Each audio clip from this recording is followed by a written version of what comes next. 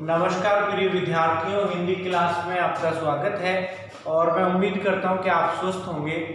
देखिए, पिछली क्लास में हमने अलंकार पढ़ा, अलंकारों की परिभाषा पढ़ी और अलंकारों के 3 प्रकार पढ़े, शब्दालंकार, अर्थालंकार और उभयालंकार। और आपके जो सिलेबस में आने वाले अलंकार थे उनके बारे में चर्चा की।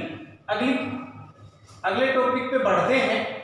अलंकारों में पहला हम जो पढ़ रहे हैं वो क्या पढ़ रहे हैं? शब्दालंकार पढ़ रहे हैं। शब्दालंकार में कल आपने पढ़ा था कि जो शब्दों के माध्यम से काव्य में सौंदर्य बढ़ाते हैं वो क्या कहलाते हैं? शब्दालंकार कहलाते हैं। तो जो सारे हैं, अनुप्रास है, यमक है और श्लेष है, ये तीनों किस में आते हैं? शब्दालंकार में आते हैं। क्यों? क्योंकि इसमें हम शब्द को पकड़ के ही क्या देखेंगे? उसका सौंदर्य देखेंगे। तो अनुप्रास की परिभाषा पढ़ लेते हैं। काव्य में जब किसी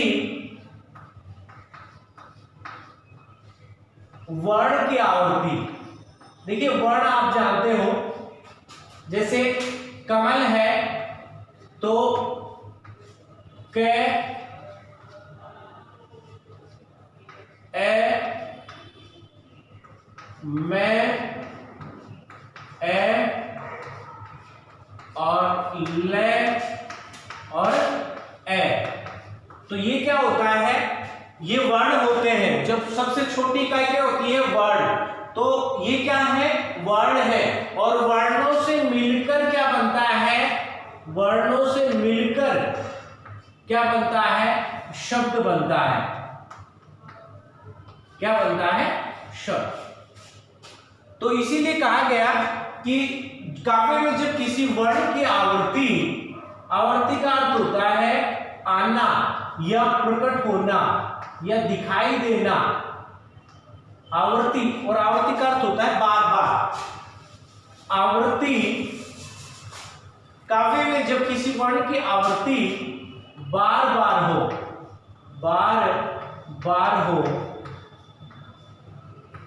वहां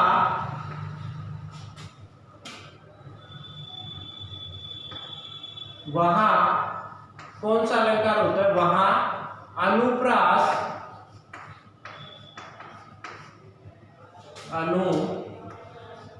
अलंकार होता है।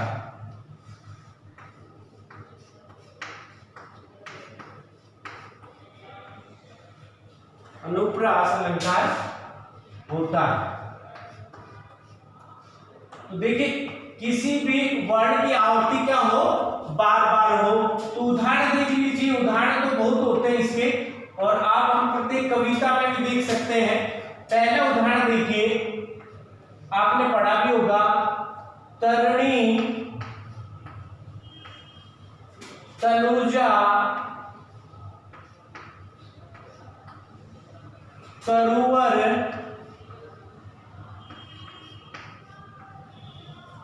तमाल,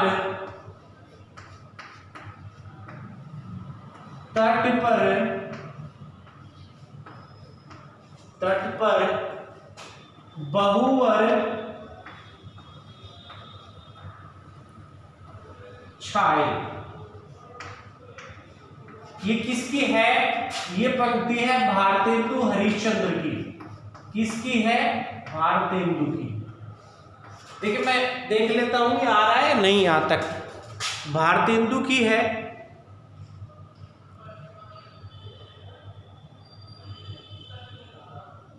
और अगला जो है इसमें एक और देख लीजिए, भगवान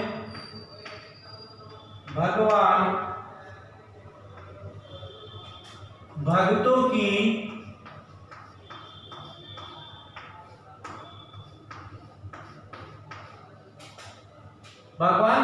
की भक्ति को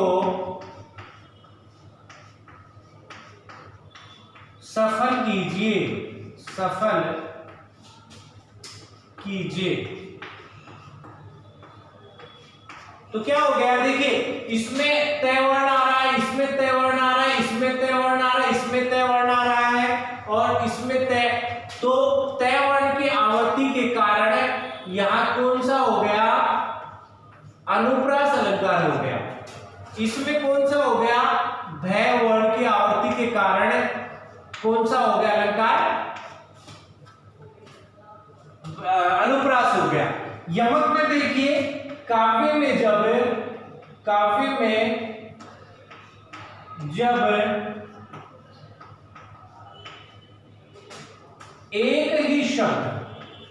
एक ही शब्द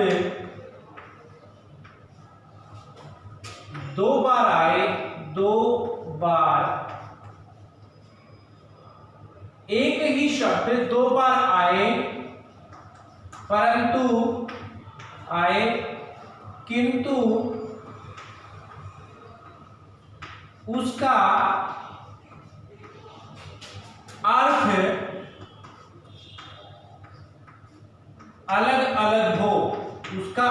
अलग अलग हो, वहां कौन सा अलंकार होता है, यमक। वहां कौन सा अलंकार होता है, यमक अलंकार होता है। यमक अलंकार होता है। कौन सा अलंकार होता है, यमक अलंकार होता है। उदाहरण देखिए इसका, देखिए इसमें तो वर्ण की आवर्ती होगी, अनुप्रास में तो किसी भी वर्ण की। इसमें क्या होगा, यमक अलंकार में एक ही शब्द क्या आएगा, दो बार आए और उसका अर्थ क्या होगा, अलग अलग होगा। तो देख लीजिए इसका अर्थ, आप जानते हैं कि तीन बेर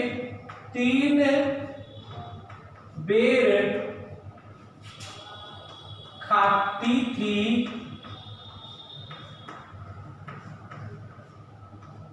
तीन बेर खाती है, तीन बेर खाती थी, तीन बेर खाती है। ये देखिए बेर शब्द आया है, अभी इसका अर्थ ही बताऊंगा। एक उदाहरण हो गया, दूसरा और देख ले। दूसरा क्या होगा, कनक कनकते, कनक कनकते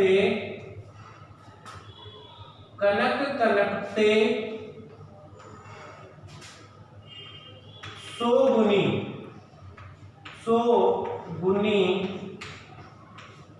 मादकता अधिकार।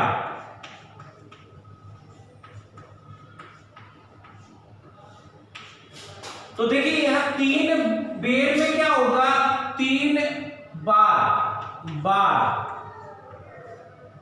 यानी समय आया है, और तीन जो बेर है वो क्या है, फल, यानी एक ही शब्द है उसकी आवर्ती दो बार हुई है, बेर और बेर। इस बेर का तो क्या अर्थ होता है, समय, तीन बार, तीन समय में खाना खाती थी।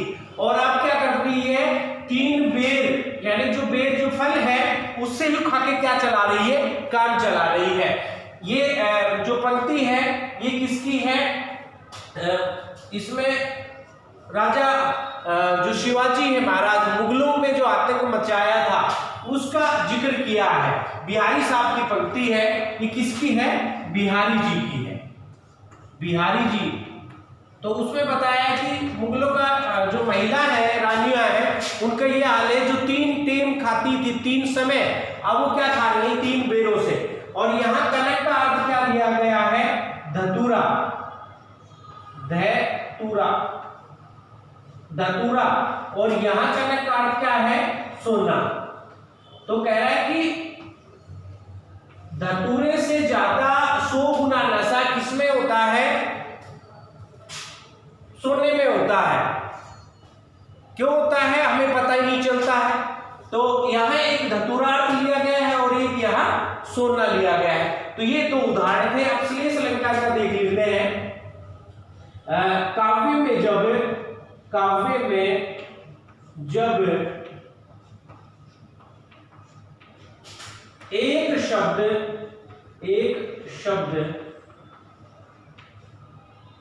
एक बार ही आए, एक बार ही आए, परंतु उसके अर्थ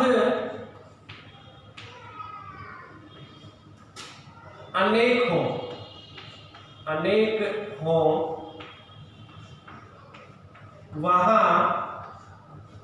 वहां श्लेष अलंकार होता है, वहां श्लेष अलंकार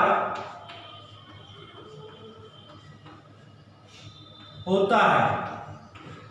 भाई एक ही शब्द आएगा लेकिन उसके क्या होंगे, अर्थ अनेक होंगे, वहां क्या होगा, श्लेष अलंकार होगा। तो आप देख रहे हैं कि काव्य में जब एक शब्द एक बार ही आए लेकिन क्या होता है, उसके अर्थ अनेक हो, वहां कौन सा अलंकार होगा, श्लेष अलंकार होगा। अब इसके उदाहरण देख लें आप। उदाहरण में पहला उदाहरण देख लें। देखिए पहला उदाहरण देखें, पहले उदाहरण देखिए, आपको याद भी है, पानी गए न उबरे, पानी गए न उबरे, मोती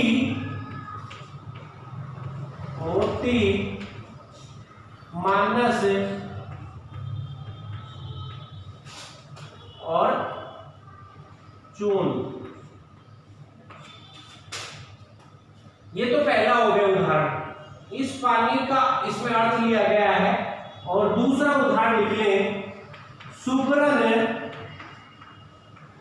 सुबरन को ढूंढत फिरत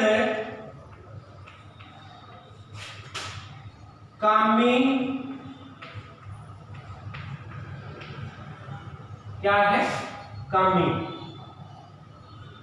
कामी वे भी चारी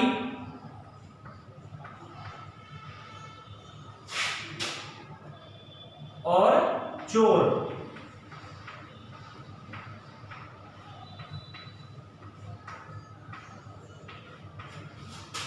देखिए ये दो उदाहरण है श्लेष के। श्लेष के क्या उदाहरण है, दो है। इसमें ये देख लें, काव्य में जब एक शब्द एक बार ही आए परंतु उसका अर्थ क्या हो, अनेक हो, वहां श्लेष अलंकार होगा।